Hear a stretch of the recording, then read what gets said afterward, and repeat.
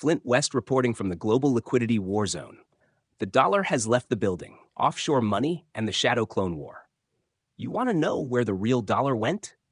It's not in your wallet. It's not in the bank. It's not even in the Treasury market, not the one you and I get to see.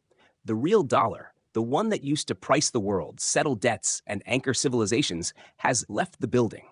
And in its place, we've got a constellation of synthetic clones, offshore, algorithmic, tokenized, and half-audited. We're in the middle of what I call the shadow clone war. Let me take you to the front line. It's called the Eurodollar system. That's where US dollars live offshore, uninsured, unregulated, and out of Washington's reach. Foreign banks hold them. Shadow institutions lend them.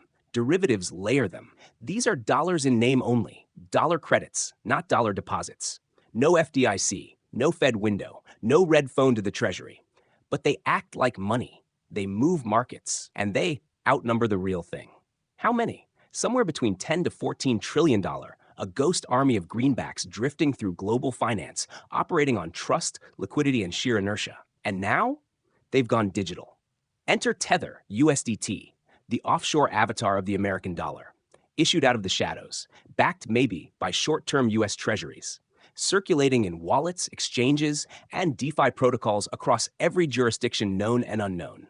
USDT is a Eurodollar with a blockchain passport. It's a synthetic twin that rides on belief and bandwidth. And just like its analog ancestors, it earns yield for its issuer, but not for the holder. The user gets the token. Tether gets the treasury bill. Sound familiar? It should.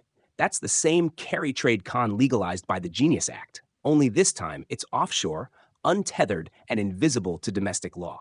So let's break it down. We've got US stablecoin issuers, backed by T-bills, earning yield they don't share. Foreign stablecoin issuers doing the same, but with even less oversight. A US Treasury forced to issue more short-term debt because nobody wants the long stuff. And a Federal Reserve that's bleeding cash, no longer sending profits back to the government, and sitting on negative equity. And still, somehow, we call this a strong monetary system. Folks, we've built a dollar system that rewards shadow banks, punishes real savers, shrinks institutional trust, and duplicates itself endlessly without ever resolving the question, what actually backs a dollar anymore? Because here's the hard truth. The US doesn't control the dollar. It controls a jurisdiction. But the dollar? It's gone global. It's programmable. It's forkable. It's multiplying like a virus in server racks from Singapore to Sao Paulo. The dollar isn't leaving America. It's being cloned outside it. And these clones, they don't need permission. They just need access to a treasury auction, a liquidity pool, and a headline that says 1-to-1 backed.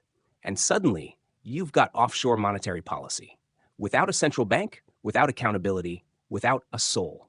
So now we're in a race between narrow banking and narrow survival, between DeFi freedom and monetary fragmentation, between the illusion of dollar control and the reality of its dissolution. This isn't just about crypto. This is about sovereignty, about whether the dollar is a tool of national strength or a franchised brand minted by anyone with a legal wrapper and a stablecoin PR team. The dollar has left the building, and it's left behind a trail of clones, some synthetic, some sovereign, all shadows of what once was. This is Flint West, reporting from the fractured frontier of finance, where every token is a treaty, every yield a quiet rebellion, and every offshore wallet a whisper in the war for monetary meaning. Stay sharp, because the war isn't coming. We're already in it.